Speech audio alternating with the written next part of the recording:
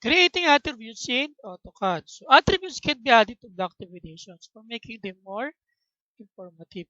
So para itong tag or informative text para makapaglagay tayo ng mga information sa mga part ng drawing natin. For example, pwede mong ilagay doon yung manufacturer's name, yung parts ng bahay na yun. Halimbawa, yung pintuan, kahoy na gagamitin doon, pwede mong ilagay doon sa tinatawag nating attributes na pwede nating i-hide doon sa ating drawing. Minsan nilalagay din natin yung manufacturer's name, size at description ng parts ng ating design or ng ating bahay na ginagawa or floor plan. So para makagawa tayo ng attributes, mag-insert muna tayo sa ating design ng circle.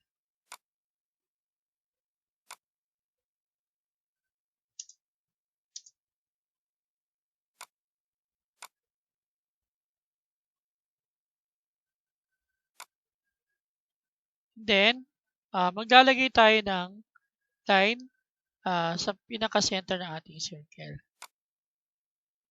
Usually, pagka-circle lang nagamit para sa paggagawa ng pag-add ng attributes, ginagamit itong madalas pag sa mga pintuan ng ating floor plan. So, from the home ribbon, pupuntahan natin yung tinatawag nating attributes. Click muna natin itong black and then click natin itong icon na to. So, define attributes. So, para lumabas ito. Example, lalagyan natin dito. Ang lalagyan natin ng attributes ay yung pintuan ng ating floor plan. So, type natin siya, for example, floor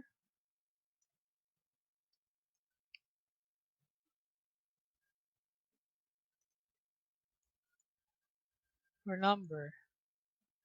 Prompt niya, enter floor number. Kung maraming pintuan ang yung ginagawang design ng bahay sa default, kaya natin D1.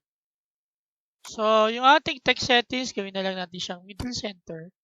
And then, dito na lang tayo sa standard. Yung ating text height, gawin natin 250.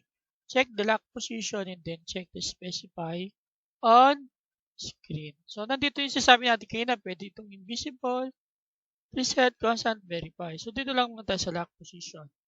Then, click OK.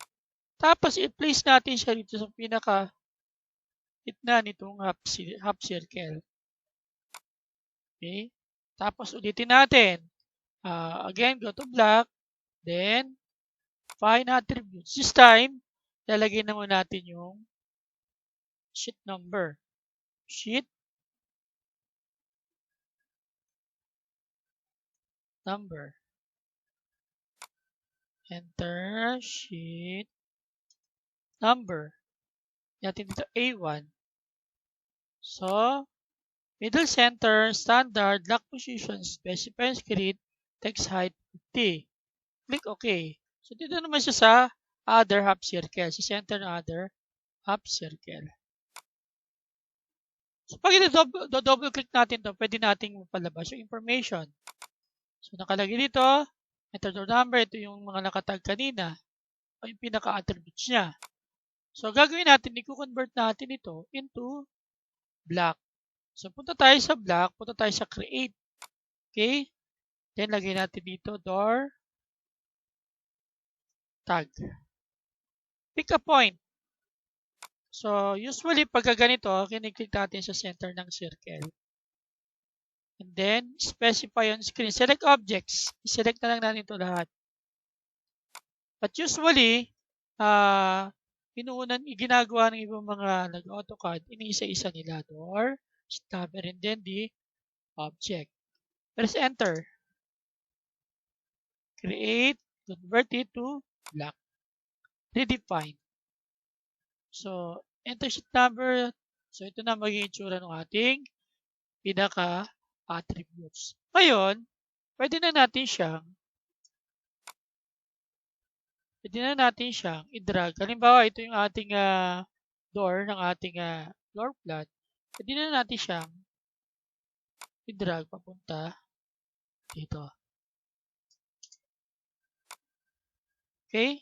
So, pagka dinouble click nila ito, lalabas yung information ng pinaka-door na yan, yung properties, etc. At yung mga information patungkol rito sa door na to. Tick okay.